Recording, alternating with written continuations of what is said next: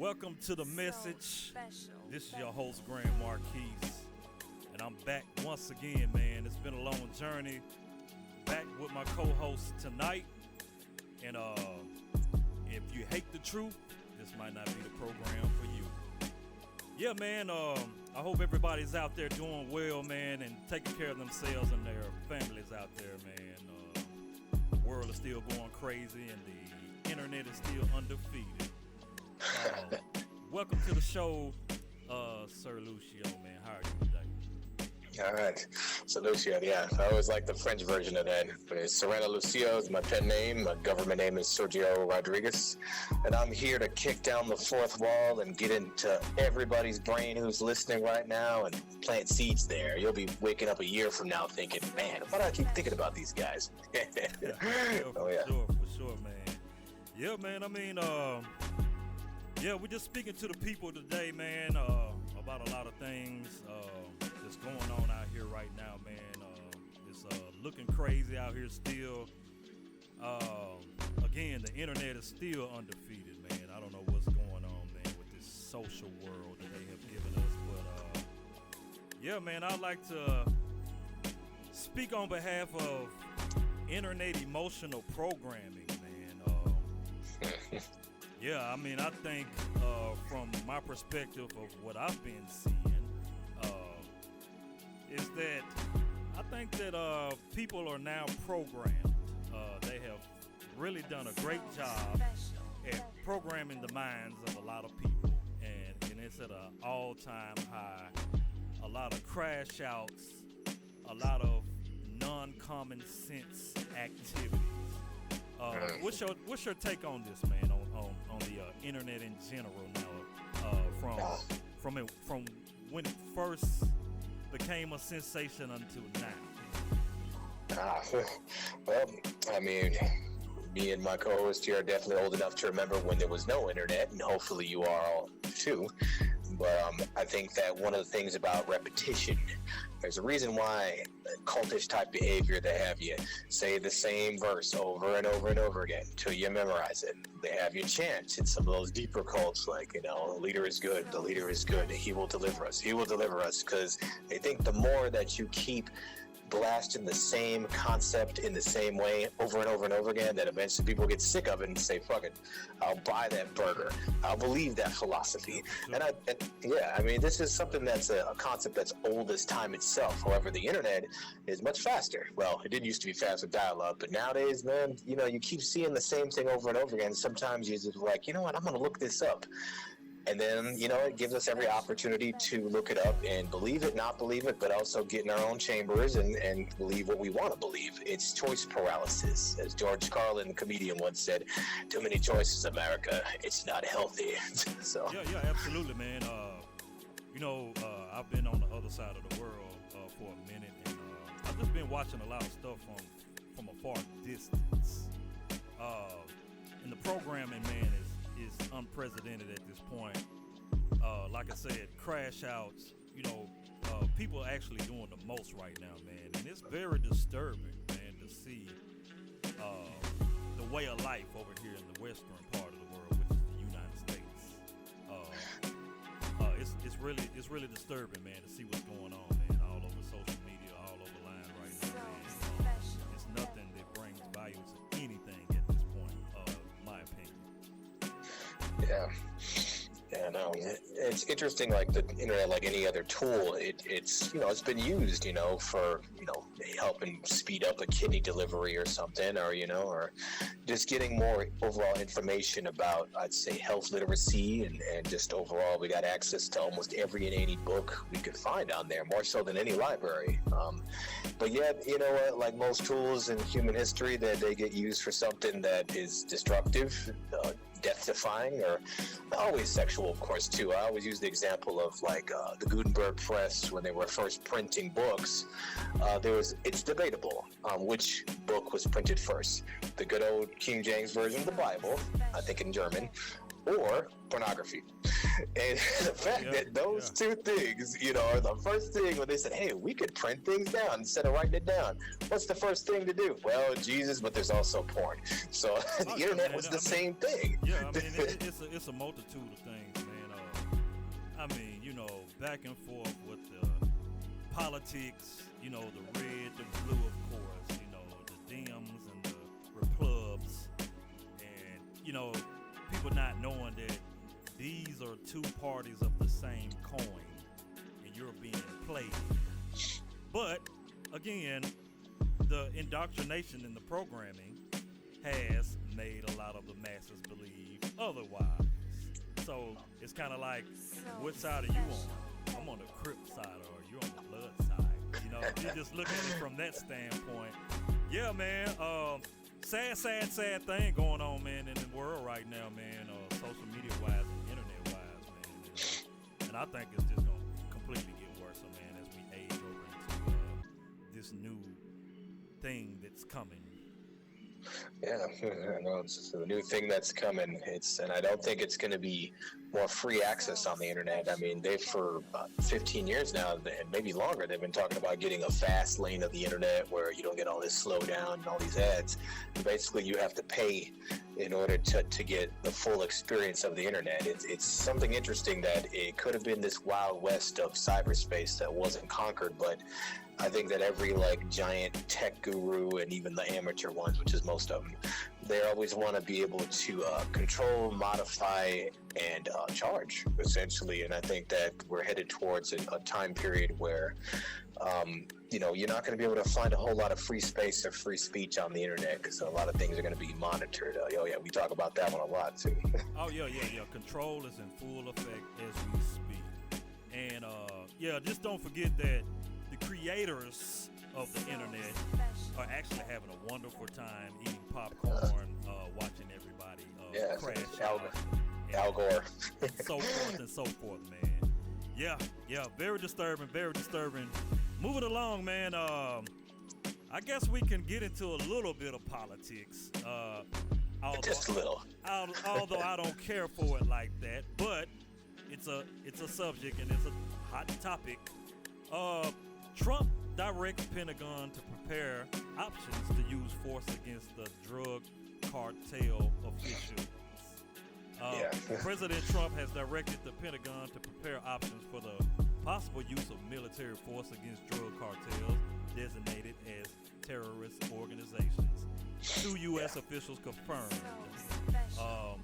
Actually, it remains unclear exactly what the authorization will allow and what military operations would be considered as potential options that the U.S. military has been authorized to prepare. There are sure to be questions about the legality of such operations. Looks like Trump is still in power as president of the corporation of the United States of America, and he's still bringing havoc. And he's still causing hell. It's a lot of things in different areas that he's doing all over the world at this point, man. What's your take on that? So the war against drugs and the war against terrorism. War against drugs was Nixon, and then war against terror was George W. Bush. So Trump has decided he's going to take on both wars and decide that, just the cartels are mostly Latin American because, Europe, Russia, all them places, China, they got no opium, right? But, it's all Latin America, right? So this dude's trying to solve the war on terror and the war on drugs in one fell swoop using the military, which at that point in time, it's like, how do you counter, I guess you just send a bunch of people with guns to shoot all the people that are selling the drugs. But that's not where it comes from. It comes from people that supply and demand. So people who want to do drugs, need to do drugs, think, they got issues, they got, addiction problems, So ultimately, if you want to stop the war on drugs, for starters, you got to start with the people who are using. It's mostly poor people. I mean, rich people who use, that's just cool and fun. Yeah, you know how it goes. It's one of those things where if you're rich, it's cool, but if you're poor, it's trashy. Right. So that's there's mental health stuff like that is how you combat the war on drugs. Because the cartels are going to keep pumping it out and selling and keep bribing people and keep hidden. That's how they are. And ultimately, the war on terrorism. It's funny because you're trying to say, well, these are terrorist branded drugs. As opposed to freedom drugs. I don't know. How do you brand Sims with once? Yeah, it's a game to these people, man. And in Trump's words, well, Latin America got a lot of cartels and they've got a lot of drugs flowing. So we want to protect our country. Come on, man. I don't know, man. I think the cartel it's something to reckon with, man. The cartel has been around for a long time, man, and so it's big business with the cartel, man. So I think that's something Trump might want to think about and might want to think about carefully and strategically. But what do you know? I guess they have to flex the in quote power of the Western world, aka United States of America, man. So this is the pinnacle, yes. Right. So we'll see how this turns out, and I just think that right about now, this nation is about to go to hell in a handbasket. With tickets selling while it's going down. Yeah, man, it's crazy, but yeah, man. I mean, I'm gonna ask this question. How can we maintain sanity, man, inside of an insane world and society like this? I think we're doing it right now. We're actually conversing about this, and anybody listening, at least. If you think sometimes, man, I don't have that much to say, or I think I have weird opinions, or they're outdated, just listen to other people go back and forth who don't fucking hate each other and don't hate what each other stand for, but don't necessarily always see eye to eye and how, we engage in discourse in that kind of a way. And one need not go to college either or anything like that, or anything beyond even a middle school education to understand how to engage with people different from one another and take and give. All that, that's what we're doing here.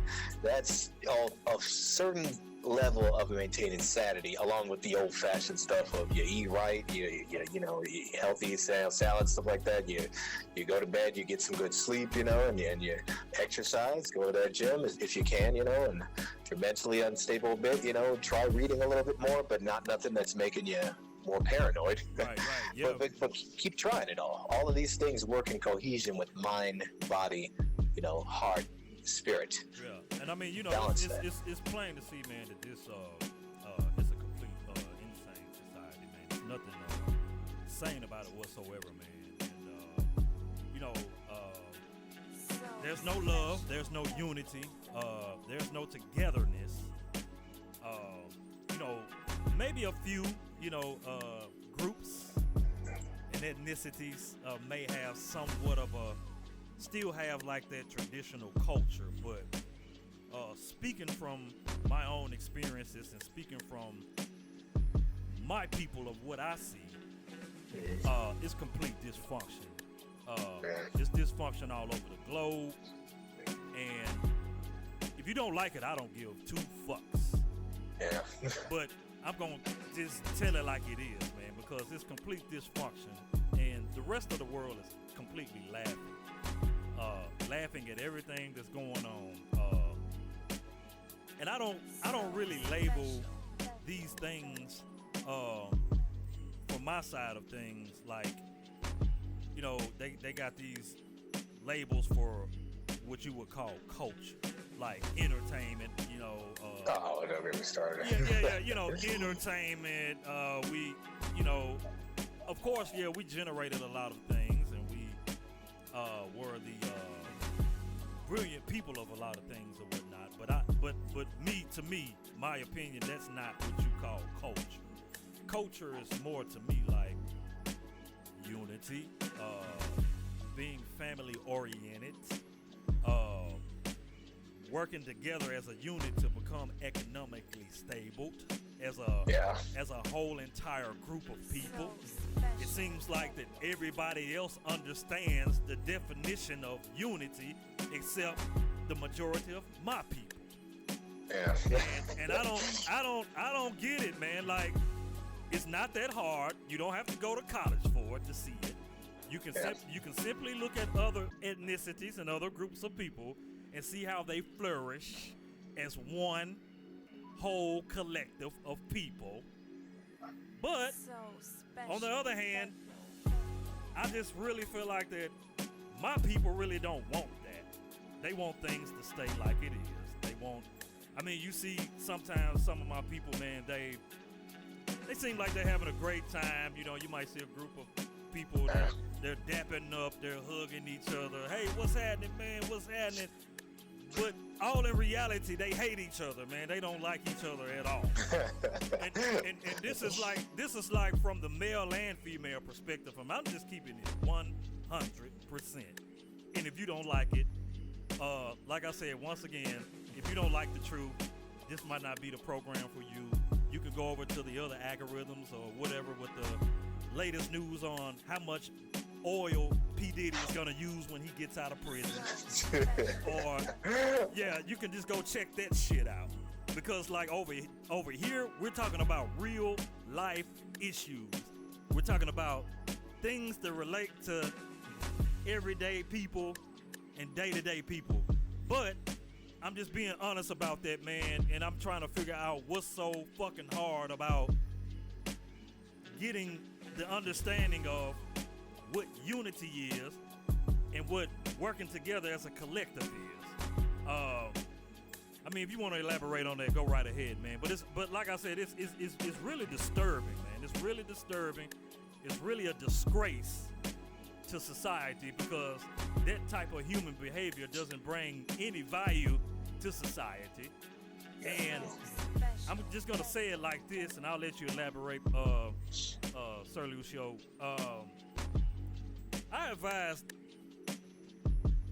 mainly I'm speaking towards to my people. I advise that you really take the time to think about what's going on in the world, because there is a system in place that has plans, and very, very, very, very soon, once they complete the plans that they have, not only for my people, but for the whole entire planet,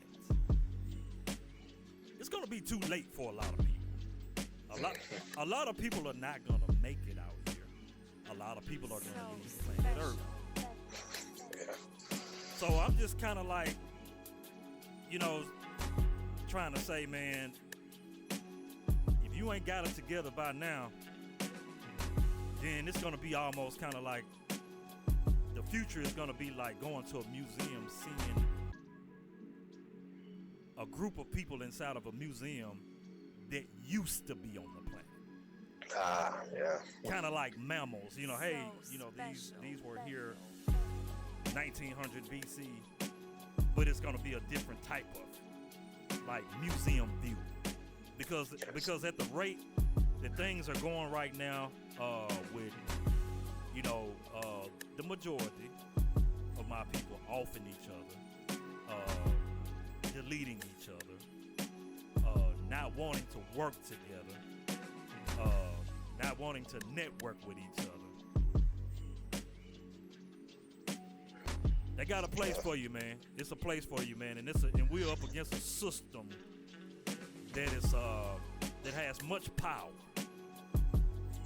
much power, man.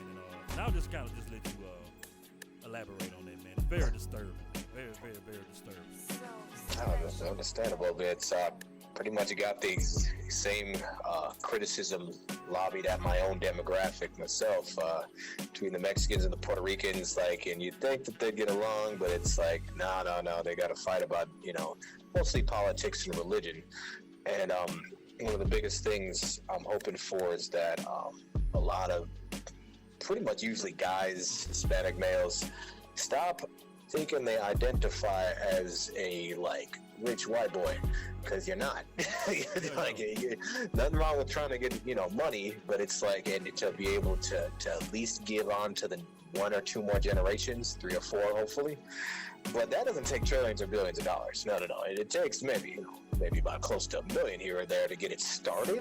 But that's what this is boiling down to too much with Trump and the cartels and everything. It's all about money, and people think that they're choosing with their wallets for the benefit of their families, their demographics, and their people. But that's the thing about it, is like they're choosing, and it's a false choice. It's you're choosing like what religion, what non-religion, what politician, left, right, centrist or whatever. And like the truth of the matter is that if you choose to try to at least strive towards a neutral perception, a place, like think of it in the mindscape as a place that you can stand and scout out all the different religions, the non-religions there, you get stuff like that, and the political spectrums, and not just America either. America's so left or right. You go to Europe, man, there's like 8, 9 different parties that are common out there. And then before you make these choices, you got to understand that there's an infinite amount almost of choices, but we're only finite people. So sooner or later we will pick a lane. And then don't be afraid of that lane. That's what so many people, I think, in our demographics like that, they're like, well, and we don't want to follow this person. Well, no, you're not following. We're walking side by side. How could you not see that? It's just, and if somebody's walking too slow or fast for you, just communicate. Right. And another thing, man, I kind of feel for the younger generation too, man, because it's almost to the point to where they're about to end civilization for themselves. At the rate that things are going, and I'm not gonna, people, the people that are listening, what the hell is going on. So I don't even really have to even speak on a lot of it. But the rate that this whole entire planet, I want to say, is going, civilization is coming to an end. And speaking of religion and, kind of piggybacking on entertainment, everything is trash. The religion is trash. The entertainment industry is trash. I've been part of the music industry for some time on an independent scale. I've had opportunities to get on that level, but I chose not to, because I know what it comes with and some of the things you have to do to stay afloat, and it's not worth it at all. The entertainment and the music industry is complete trash. I'm gonna call it like it is. It's complete trash. The religions out here, man, some of the behaviors that, there's nothing holy about none of it. A lot of these people speak holiness, but look at the behavior that comes behind the word holy. That you're screaming holy, holy, holy. Oh man, yeah. So it's trash. This whole thing is trash, man. It's complete trash. And like I said, there's no sanity inside this insane world and society whatsoever, man. The music industry is a cutthroat business, man. Completely. Complete cutthroat business. You got, and then it's almost like it's a revolving door for new young artists and whatnot. They're getting turned out left and right. Once they're finished with them, they're left without nothing. So special. Everything is fake.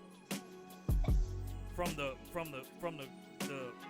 validation on social media to the just within the industry in general. It's been a whole facade for a very long time. Yeah, I could say the publishing book industry is a bit similar itself. I want to say they only want the artists or the authors or anything like that to appeal to the widest audience. But the problem is, when you cast that large of a net, the core of your message of what you're saying gets diluted. It's stretched out like a piece of gum. And then ultimately, when we say man, why is it in mainstream art? Is there so is there such a genericness to it? Well, the short answer is like you could please one person with your art, or you could try to please a lot more people than you. Right on, The more we stretch that message, that sound, those words, the tone, all of that out, the farther we're stretching it away from ourselves. And yeah, I know, artistic, creative people, sometimes we have a reputation for being a big self-centered, a big egotistical, a bit of diva-ish, but who cares? At the end of the day, at least we're producing something out of it. You meet people who got all those negative qualities, and they don't produce shit. Nothing whatsoever, man. You know what I'm saying? I give it. I mean, I'll give it to all of the late greats in the artists from back in time, man, that has produced like very, very great music, man. But from that timeline up until now, man, this thing is completely trash. And I've lost interest for it, to be honest with you, man. I like to get in the studio and make records and do things and whatnot, man. But I've lost interest for a lot of things pertaining to music industry, so I decided to play the background and kind of maneuver that way in other areas of that particular entertainment industry. But like I said, it's almost looking at with, like I said, religion, the entertainment industry, and so forth. It's almost looking at a powder keg at any given moment, ready to explode. Yeah. I mean, it's already exploded.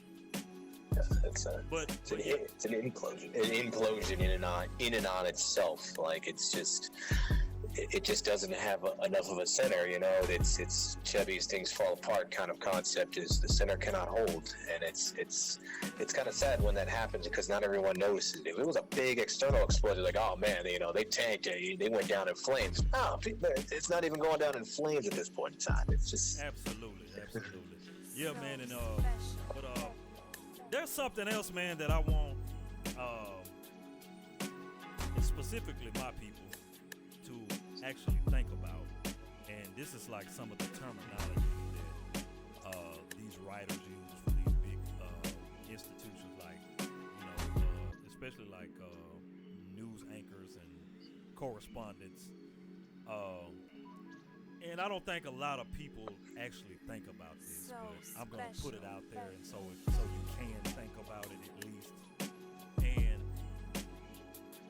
if you think about sometimes when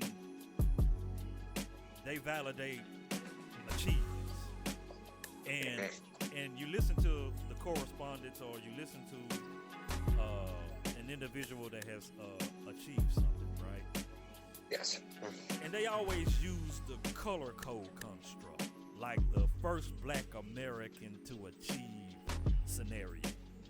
That's So when you think about this, and a lot of my people, they kind of like celebrate it, like yeah, that's great, man. I'm the first black woman or the first black man to do this or do that. But if you just actually listen to that and listen to how stupid it sounds, you don't ever really hear anything like the first white man to achieve anything, or the first Asian man to achieve anything, or the first Japanese woman to achieve anything.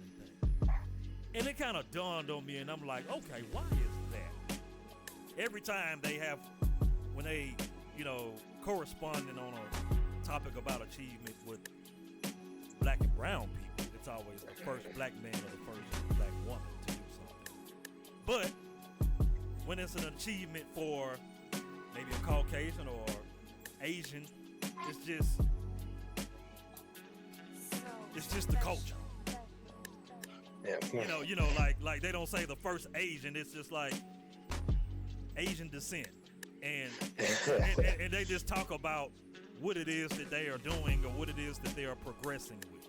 It's never the first to do nothing with any other culture but the black and brown culture. And I think that that's problematic, and I think it's really not a great thing to be like, yay. I mean, it's a good thing to be like in support of what they've done, the progress, you know what I'm saying, the progress. But like, you don't just really hear like the first Caucasian to kick a football. Yeah. You know what I'm saying? So I mean, what is your take on that stupidity, man, and that rhetoric? Well, I think the first thing that any white person ever did on this continent was arrive pretty much uninvited. So at that point in time, it's kind of like, all right, so before then, we were doing our first of everything here, you know, and then colonizers arrive. They're like, all right, we have a first for us for everything, which is a bigger deal all of a sudden, you know. I was laughing. It was a joke I heard one time about Jackie Robinson and Babe Ruth. It was like, hey, Jackie Robinson was the first baseball player to be actually good at it, aside from just hitting baseballs. he was a well-rounded player, and it's just like you try to say that, you know, especially it's a leftist thing, especially back then. It's just like, oh, he was the first African American, you know, baseball player, you know, and ultimately they didn't even count necessarily some of the much darker skinned Hispanics, like, you know, Roberto Clemente wasn't before Jackie Robinson, I know, but it was like there was a lot of darker skinned dudes playing before then, but they don't really talk about that a whole lot, you know, and it's just, you know, but it's a bigger deal when it's just they will give him being the first African American player, but you know, they don't talk about too much about a lot of the other just first things. Period. He did. He stole home. Man, this dude stole home so many times. Nobody even thought about stealing home. You know what, man? You know, I totally understand that it was a different time frame back then, but I would rather for you to say the first. For an example, the first African American that we let play baseball. Versus, well said. versus the first African American to hit a baseball. Like, yeah. Because, you know, circumstances were different then, of course, and it's still in similarity today because of this system that we're under. And this system doesn't care about how much money you have, how much wealth you have. Because the same wealth and the same money that you have, the same system created it. Yeah. The same money or the same whatever wealth that you're willing to go to the deep end or go to the furthest extent for, while I'm on the show right now talking about it, they're printing it. Yeah. But I'm just saying, man, like, just think about that. Think about that. You know what I'm saying? I would rather for you to say, well, this is the first guy that we let play baseball versus the first African American to ever be on a baseball team. Like, what kind of shit is that, man? Yeah. like, man, I'm telling you, man, just pay attention to what some of these, like, how this thing is all set up, and it's really disturbing, man. And like I said, man, you know, our people have always done great things. We are greatness. Let me just say it that way. Yeah. But for a system to identify it in that kind of way, it makes me feel some type of way. Yeah. But yeah, man, it's ultimately, I think that, like, this is the first black, brown, or person or whatever to do this certain thing to the point where it gained us a lot of money. That's really what the achievement is. Man, hey, very well said. Very well said, man. Very well said. And so, to follow up with some, you know, to follow up on that in so many ways, let's talk group economics. And I'll just give you my opinion. It's a very, very, very group economics is great if it's practiced, but it's also dysfunctional when you have everybody that wants to be online gurus about stocks, online gurus about prosperity and how I can show you how to make $1 million and it's just I don't know, man. It's like nerve-wracking it's like very nerve-wracking.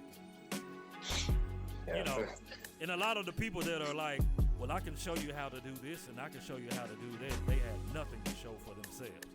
No. But group economics, man. What's your take on group economics? Like as far as what you see from a social standpoint of everybody is a scholar today all of a sudden about group economics. It's every group usually tends to have a leader, and at the end of the day, the leader, historically, whoever decided this gets more than everybody else in there. And I think that's one of the issues that we get, and this is not just a problem with your demographic, my demographic, it's everybody's, I think. Right. Is can we get rich, together, but a little bit slowly, like it'll happen slower, or you have one person that wants to take the bigger or biggest or all the cut, and they get more rich a lot faster. Win free money now is something I used to say back when I was in college. That was the American motto.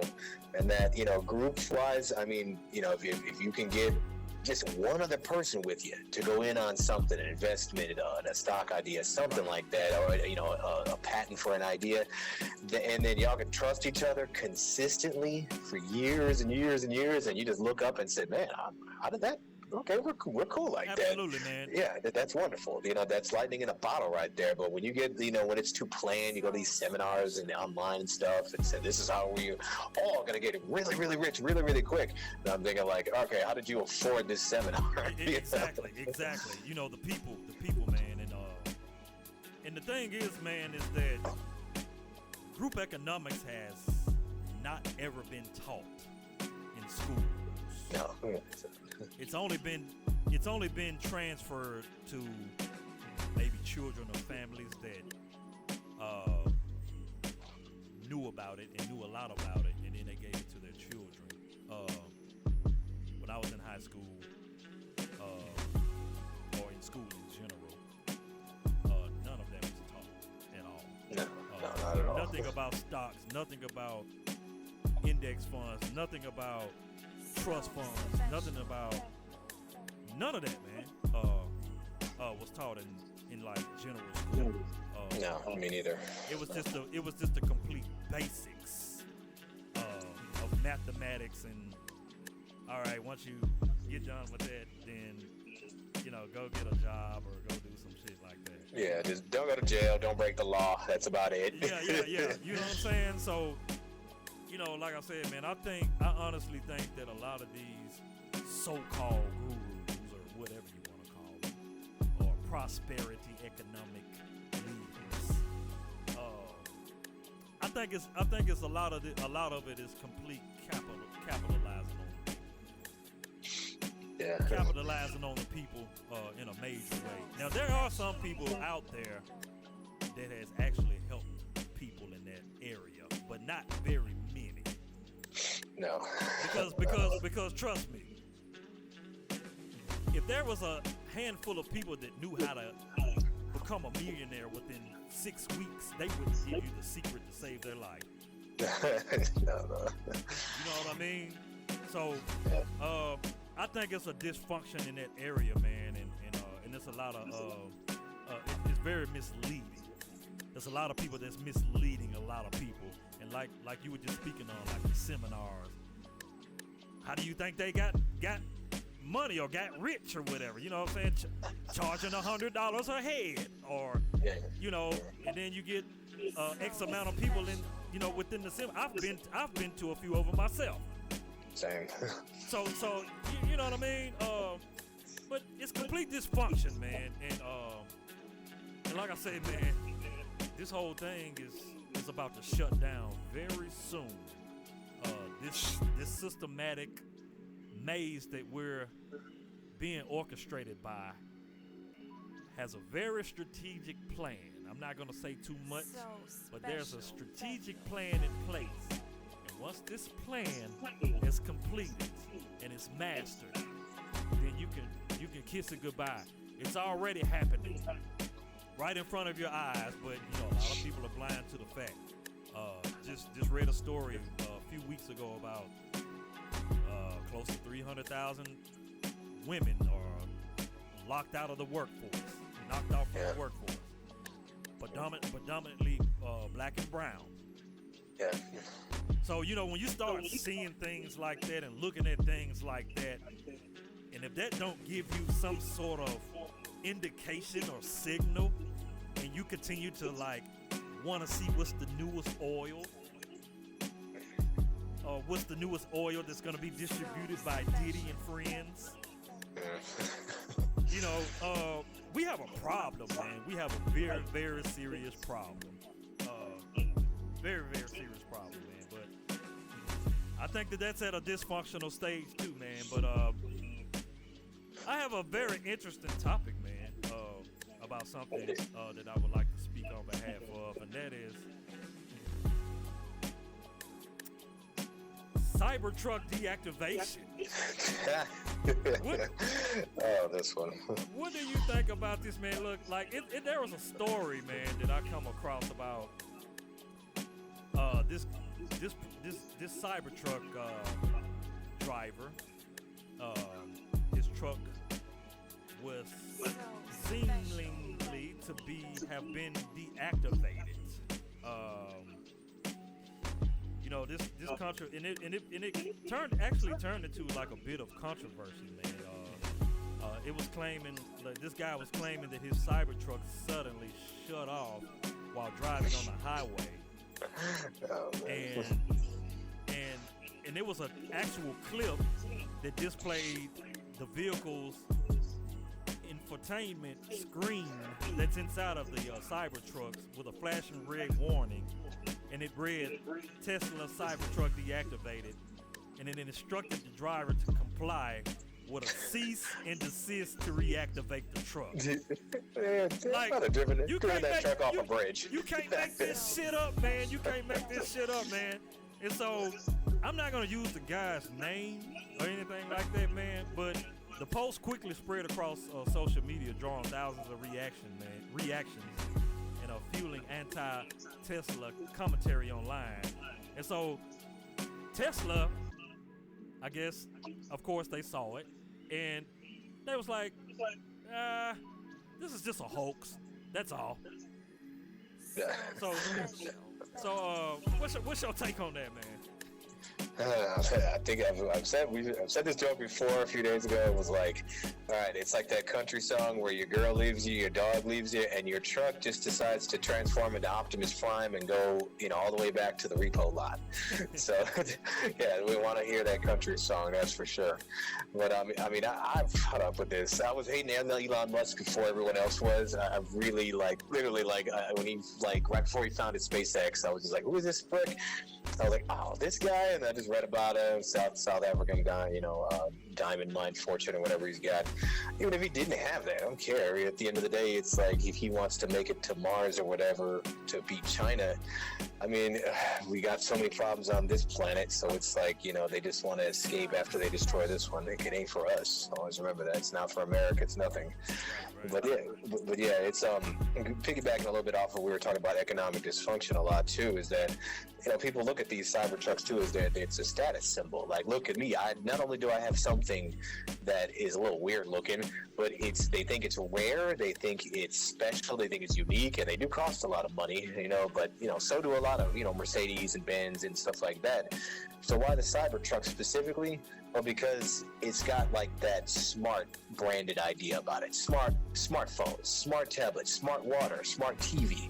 What are they gonna do? Like smart dick extension pills? I don't know what the hell these things, or they're like AI. They just think just because they slap smart on something that you're smart, because that means you use it. Smart people use it. No, if you ask me, it does the exact opposite. It makes you dumber. Like, it makes you a worse driver when you're sitting there letting your Cybertruck or whatever drive for you. You know, I could see if it come in a pinch and, you know, great grandma gets drunk at the 90-year-old reunion, and yeah, maybe you want to put her in a self-driving car. Sure, you know, but ultimately, that's like, they used to say this when we were kids. Use a calculator too much, you start to get worse at math because you just don't really know how to do it manually. I'm not saying that everything has to be manual. I'm not that old where it's just like, oh yeah, you want to walk to snow, to school at 50 feet of snow, fuck shoes, but I am saying that there is a balance between the baby boomers wanting everything to be like 1952 and the Gen Zers, which I've been a special ed teacher for a while and taught kids for a while, where they don't know how to do nothing without automation and technology. Right. And then we're sitting in here, Gen X, older millennials, and we're like, I mean, is both good? I'm just saying, I had to learn both ways. So, it's frustrating. But you know what, man? Actually, on the flip side of that, a lot of automakers are in competition of processing electric vehicles. And as time moves on, man, from my perspective, I think that this is another measure of control. If they can get more and more masses of people to buy into electric vehicles, sooner or later somebody's gonna get the remote control and start proceeding control tactics to where we can lock you inside of your car and then the police will come and pull you out and beat the hell out of you. Yeah. Or you missed the payment on your truck, so we're gonna cut it off this month until you bring the payment in. So a lot of people I don't think are thinking about it from that aspect. It just hasn't gotten to that point yet. But I think sooner or later in the future that it will get to that point and they will use that as a control mechanism, because I did actually see a study on people who have developed remote devices to actually control electric vehicles. That's something you might want to think about, people, seriously. Oh yeah. It looks good or whatever the make and model is, that's something to really think about, man. You can just be traveling with your family or something like that, man, and somebody wanna, play games, and there it is. But that's something to really think about, man. But I'm not sure how true that was, man, or whatever the case may be. Even if it was true or whatnot, of course, Tesla's gonna make it seem like it was just a whole pay it no mind thing. Yeah, it's bad press. Right, and then after everyone is like, and then they're in behind the curtains trying to make sure that it doesn't happen again and it doesn't get out to the public again or whatever. So I think that they actually penalized this guy, the driver of that Tesla truck, for actually posting that video and actually just speaking about it, man. So that kind of makes you think too, why? Okay, if it was a hoax, then why would you kind of get onto this guy about posting? Yeah. Yeah, you know what I mean? So make it make sense, man. Make it make sense. I gotcha. It's just it's a hoax, but it's the guy whose fault for spreading the hoax. At that point in time, it should get on all of us, I guess. But right on, man. Right on, man. Yeah, man, for sure. Speaking of technology and automation,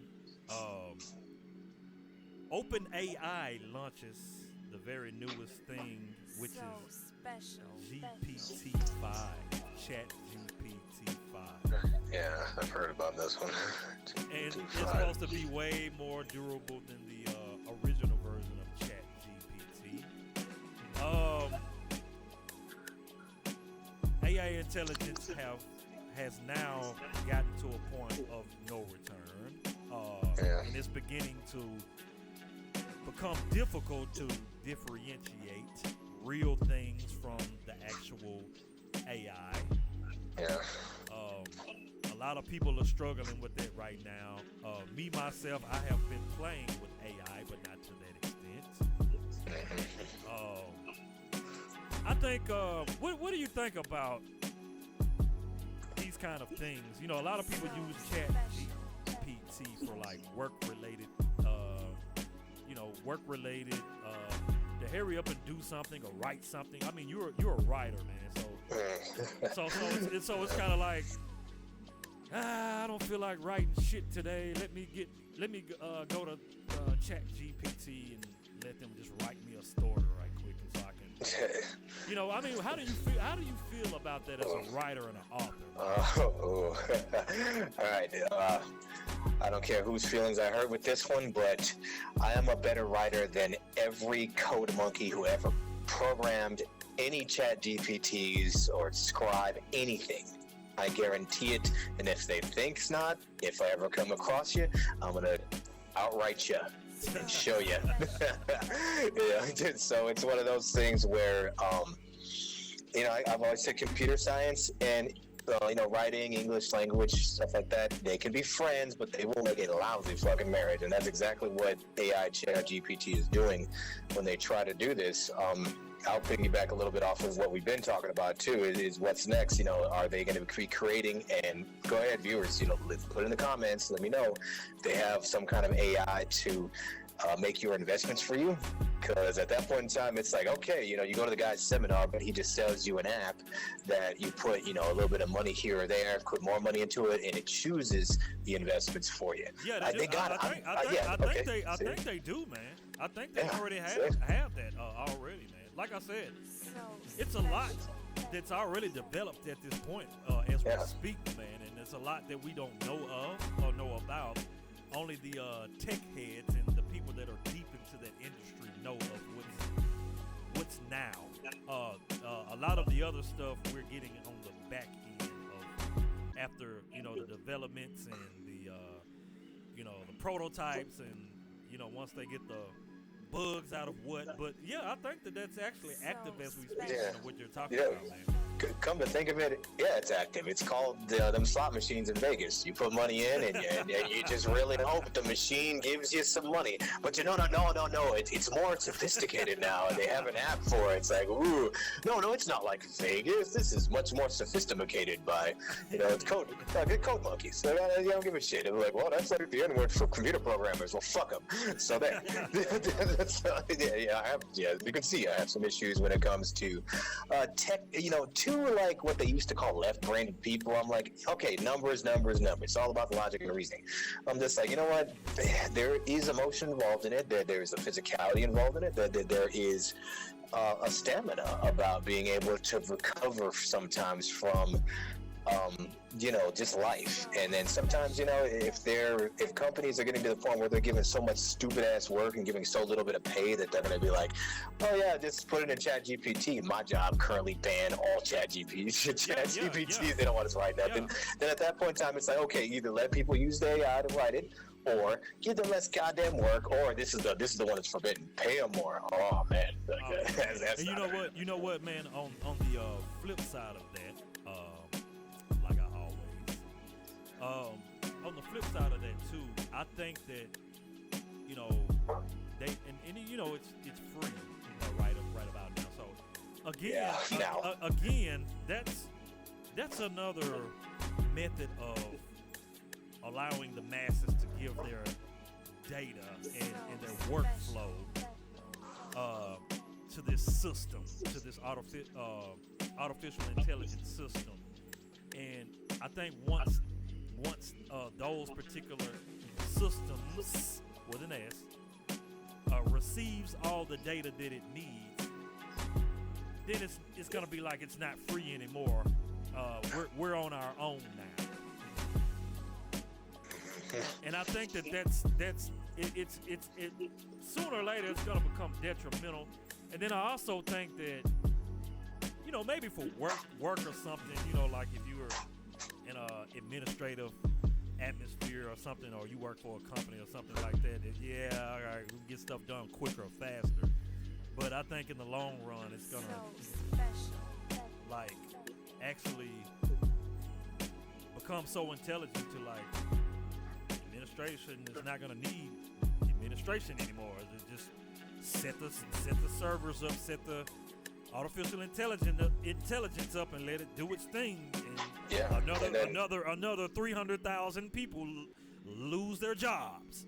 So Yeah, and think of it this way too, from an English standpoint. This is just the AI that we're getting in the English language at this point in time. The news of it, the Chat GPTs. You imagine like China. You and I always talk about China. Like, that's a tonal language at that point in time. You go up, down. Up and down in tones. Changes meanings completely. Tone is just kind of a clarifier sometimes in English and other kind of languages of the West. So at that point in time, how the hell would a U.S. or English programmed AI ChatGPT be able to even kind of translate or commune with some of the Eastern languages and so on?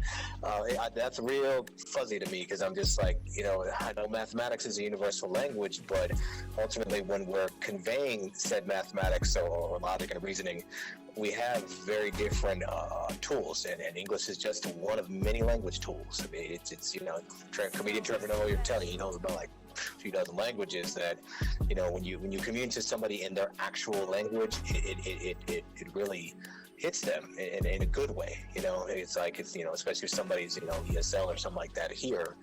And I value that a lot. And I just don't think that AI is a language. I think it is still just a collection of ones of coding and ones and zeros and binaries that's struggling to try to mimic what we already have naturally. It's equivalent of fucking like a pocket pussy or something like that. It's just like, really, like, you got to go there because you're just not quite there. Just like, and with all due respect to my one friend that I know who's listening who has used a pocket pussy, you know who you are. But anyway, so yeah, it's just if it's a tool to kind of like a cane, if you use it that way, a wheelchair, stuff like that, understandable. But that's not what they're pushing, because that's only a fraction of the people they can make money off of, the people with learning disabilities and so on. So what do? They'll overdiagnose, your kids can't read or write because they're just busy being brainwashed or whatever's going on the internet. That's what we started talking about. So how do they do their homework? How do they get survive in working life? Well, they'll just get a computer to AI or whatever to do it for them automatically. Brings us back to the concept of, you gotta learn how to do it manually too. If you drive a car, learn how to drive stick and automatic, please. It'll come in handy. Oh, yeah, for sure, man. And yeah, man, you're now listening to The Message with Grand Marquis, and today's message is brought to you by Hall of Fame Barbers out there on 835 Hamilton Crossings in Antioch, Tennessee. You're looking for a top-of-the-line haircut, line up. Women and men, man, go out there and see Joe at Hall of Fame Barbers. You can contact them at 615-678-7216. Yeah, man, before we get ready to end this show, personal development and an exit strategy is very important. Oh, yeah. Very, very, very important. And what is your definition of personal development? It's relative to our time and space in many ways. Personal development for 2-year-olds going to be like doing number 2 in the toilet, and that's good. Or a 10-year-old maybe not whizzing the bed, but ultimately it's doing more steps forward to where your dreams are. And if you don't have any dreams, then keep sleeping, and eventually, just be open, and it'll come to you. It's not about going out there and finding the dream. The dream finds you. Absolutely. Yeah, and then keep it consistent with try to do a little better than what you did yesterday. Even if yesterday you took 9 steps back, at least if you take 1 step forward, then tomorrow you only have 8 more steps to go to maybe where you get Absolutely, back. absolutely, man. Personal development, man, is very vital. Regardless of what you're doing in life, regardless of where you're at in life, always work on self, man. Work on self on a daily basis to grow. For those who want to grow, man, you got some who just don't give a damn and would rather stay where they are or whatever. Growing is painful. yeah, for sure. But for those who want to grow and those who want to, thrive in this existence or whatnot, from personal experience, I will tell you that the price of success is hate. And the price of authenticity is absolutely being dislocked. So I'll let you know that, during your growth situation or whatever. And as far as like an exit strategy, the working class people, man, we work in different areas of activity.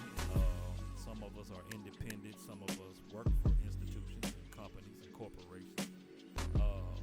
But I'm just going to give some positivity at this point, man, to where if you're not sure about the future, my advice and my insight would be to develop an exit strategy for yourself while you're working for whoever you work for, whatever you work for. And if you're working for, a lot of these corporations and these institutions, use that strategy and develop that strategy. Use the corporation and the institution as a tool to actually fulfill your exit strategy for the future. Because there will come a time to where things will change and things will turn around. And when that time does come, just know that these institutions and these companies and these places that we exchange time for energy, which is a bad thing to do. It's not a good thing to do, but under certain circumstances, some people have to do that to make a living and take care of their families and whatnot. But just know that these companies and these institutions give two fucks about you and your family. And that's why I say to all, try your best to strategically think about a plan and an exit strategy for the near future if you're working for somebody else. And I'll leave you with the rest. Oh wait, you leave me with the rest of the audience. So I'm the audience too at this point in time. So I get a co-host, audience, all of the above. I got it.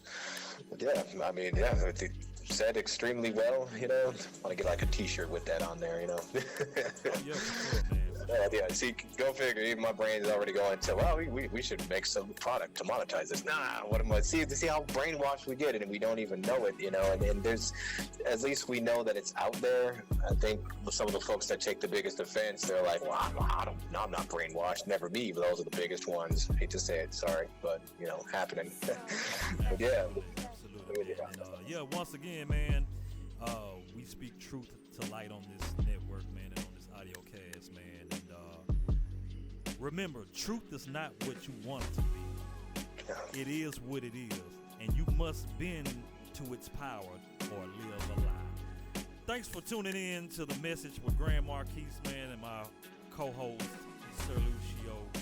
And man, y'all have a wonderful night, wonderful evening, wonderful morning, wherever y'all are.